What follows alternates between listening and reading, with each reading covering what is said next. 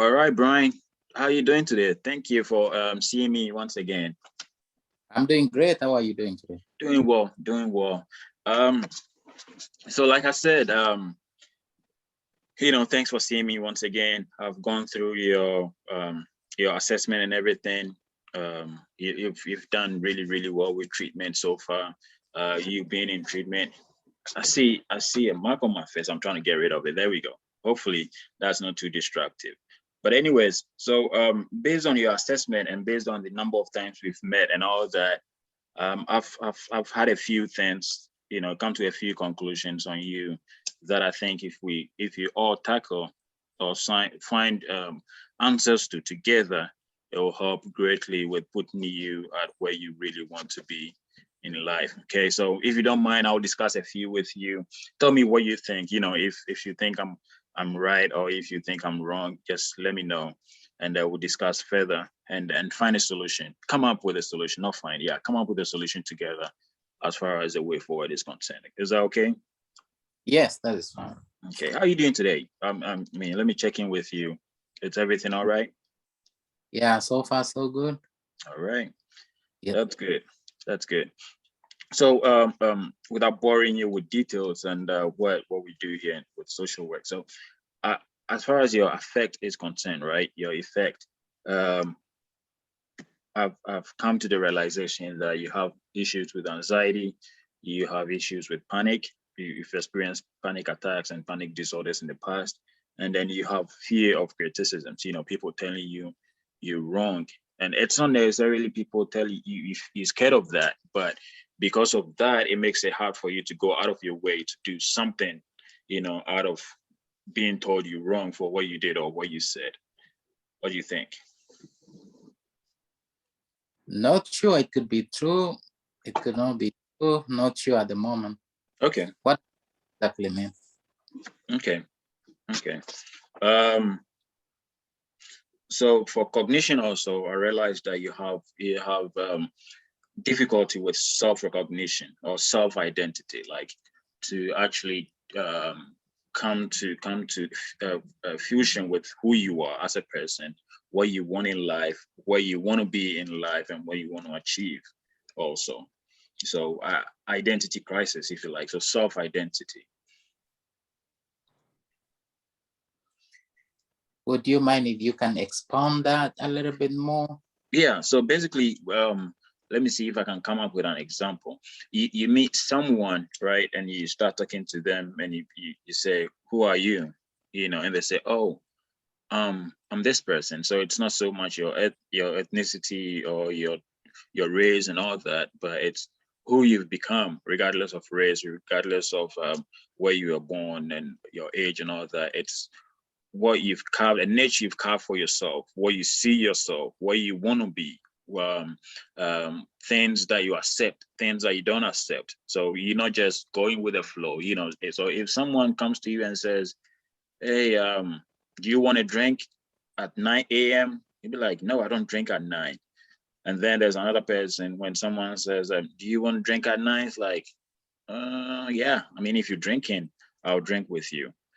So basically that's a light example, but basically you've not developed an identity for yourself, you've not self-identified, and therefore you've not set boundaries for yourself as far as your do's and don'ts, your likes and dislikes, things that make you comfortable and things that do not make you comfortable, and when to say no to those things that make you uncomfortable. Okay, yeah, I kind of understand a little bit now. Okay. Thank you. Okay. All right. Well, the next one is interpersonal relationships. This is basically putting the needs of others before your own, and this is exemplified with all the discussions we've had with, always making sure your siblings are okay at the detriment of you being okay. Like you meet strangers and you're ready to, which is a good thing. It's a virtue. But at the same time, when it comes to being being sober, your sobriety, you need to be a little selfish and putting yourself and your interest first. You need to, and what I've realized is that, being a yes man, it's it's actually a selfish act. It's not so much a selfless act to help people genuinely. We do it so that people will like us, you know. So that is what I've also realized. Like I said, it's a virtue, but putting the needs of others before yours can also be detrimental to your own well-being, especially your sobriety. Okay, yeah, that sounds true. Okay. I'm happy with making headway so far. So based on all these, right, and others, but for the purpose of time, I know you have to go to work, and our visit is also really short today, so I'm not going to bore you with all the details. Besides, we cannot work on everything today, you know. So I think these things, all the things that I've enumerated here, have contributed somewhat to your drug use, which your drug of choice is cocaine and marijuana, right? Coke, coke and weed. No, just marijuana. Just marijuana. Okay. I don't know why I had coke here also. Okay, so just marijuana. And Yeah. you've been in treatment. I know you've been in treatment for 2 weeks, and therefore, so you've not smoked in 2 weeks, correct? Yes, that is right. Okay. Okay. So that is really, really good. Now, so with this therapy that we're doing today, we've found the problems, right? So we need to find answers to them. That's the most important thing. How do we overcome all these things that we've listed? Because if it's just to list them and walk away, then we'll not be making progress. So let's have a discussion actually about how best to address these things. Let's decide on the way forward. Okay. So as far as being tensed, being agitated, being anxious, and all that, right? I think we should do. Give me a minute here. Yeah, we can do yoga and meditation. Actually, we're not going to do yoga and meditation, but I'll recommend yoga and meditation for for your anxiety, for your agitation, for being tensed and all that. And then also we can put in a referral for deep muscle relaxation. So you go see a specialist, you have a deep muscle relaxation, which is basically a massage, deep, um, deep muscle massage. It's very calming, and it should help greatly with all the anxiety that you experience, right? Besides the techniques that we've talked about, like calling a sponsor when you have stresses, or going to NA meetings and all that. But most importantly, there's a technique that I want us to go over today, which is the diaphragmatic breathing. So basically, it's a technique that's been around for a while. It's fully engaging your stomach, abdominal muscles, and diaphragm when breathing, right? So normally I'll have you, if we're in person, I'll have you lying down and going through this with you. So it's basically lying down flat, on your back actually, and then breathing into your stomach basically. So making sure you're taking deep breaths into your stomach, filling all your abdominal muscles and your diaphragm. And this will be done between 5 to 10 minutes, right? And at least 3 to 4 times a day. It's amazing the things that this does. So basically the benefits of this exercise is it lowers your heart rate, right? That is one. It also lowers your blood pressure. It reduces oxygen demand, and it promotes relaxation. So I think even if you don't have to lie down, let's say you have one of your panic attacks, you have one of your stresses where you think, ooh, I cannot stand this person. I need to go smoke right now, else I'm gonna lose my mind. This is an exercise that you can do. You don't have to lie down, like I said. Just sit down, take deep breaths. Actually, let's try it right now. We're gonna take deep breaths, breathe in through your nose, and then let go. All right, so let's go. We'll do just 5 right now and see how it goes. So breathe in. all the way. Make sure you fill in your stomach, fill your stomach up, and make sure you filling up, hold for a few seconds and let go. Breathe out gently. Make sure you empty your stomach. Everything comes out from your diaphragm and your stomach, right? Let's do that again with a breathing, deep breath. Make sure you're filling everything up. Your stomach should be protruding and letting go again, slowly. So this is basically the exercise. Like I said, whenever you have an attack, whenever you come up with a stressor or anything of that nature, just this should be a fallback exercise for you, and it should not Yeah. just be the only one. Can Because I? go What's ahead. the name? What's the It's name of the? it's the sorry, I lost track. It's called the sorry, where is it? The diaphragmatic breathing. Oh, So it's just diaphragmatic breathing. So just a diaphragm breathing. Can I, Yeah. can I be able to find like examples on YouTube? Yeah. There should be. I'm actually going to send you a few videos and written materials on it, the benefits and all that. Email the yeah, I'll email those resources to you right away. And then, like I mentioned earlier, I'm going to put referrals in for yoga and deep muscle relaxation. You already do meditation, which is great, but I feel like yoga and meditation should help greatly with your anxiety, uh, with all the panic attacks, and I think it will help greatly with building confidence also. So that is just by the way.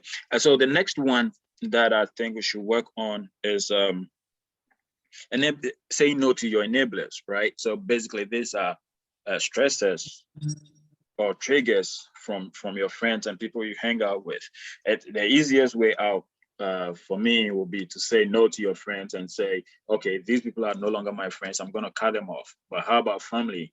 Like you said, you have family relatives that also smoke, that you see them constantly or regularly. You cannot cut family out, even if you can with friends.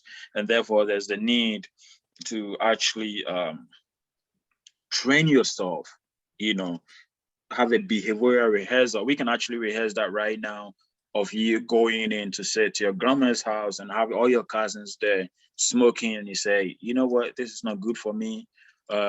I'll be right back, or let me know when you guys are done smoking. I'll be sitting outside. So it's trainings like that. And I know it's hard, it takes time, but you need to constantly put that in practice for you to achieve, what you want to achieve. And like I said, it's your sobriety first, everything else comes second. Okay, so let's try and put that out there. Okay, what do you think? Would that be something you're willing to work on?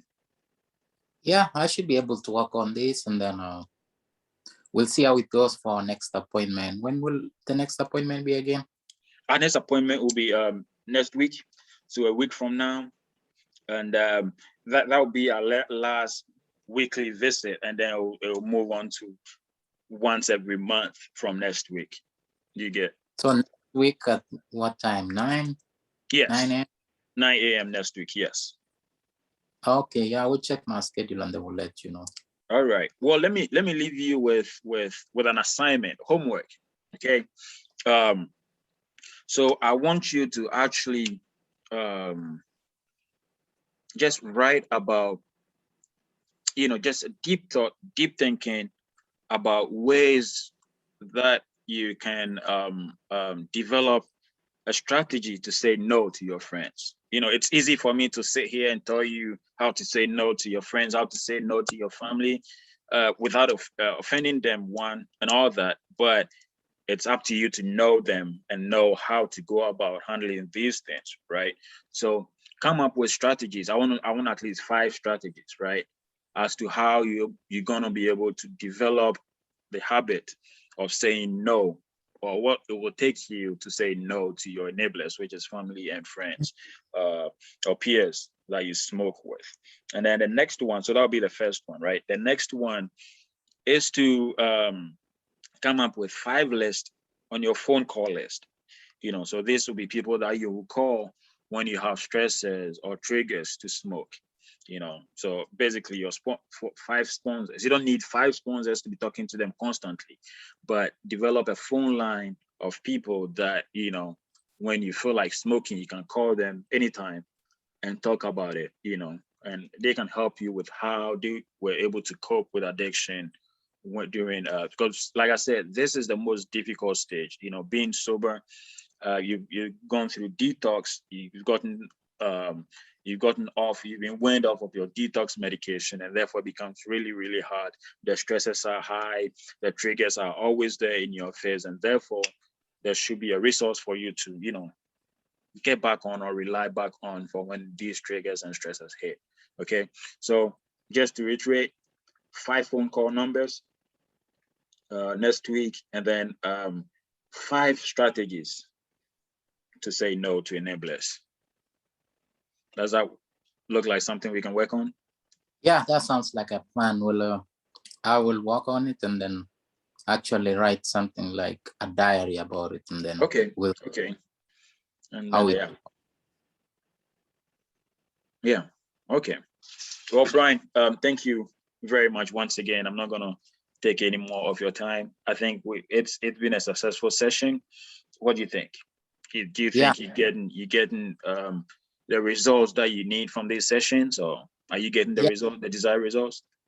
Yeah, I think I am. So, and thank you for your help. And I will work on that, and then we'll update you on the progress next session.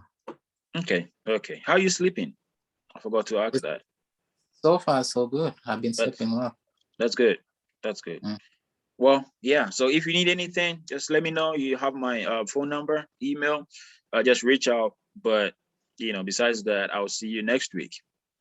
All right. See you next week. And thank you very much. Your weekend. All right. Thank you.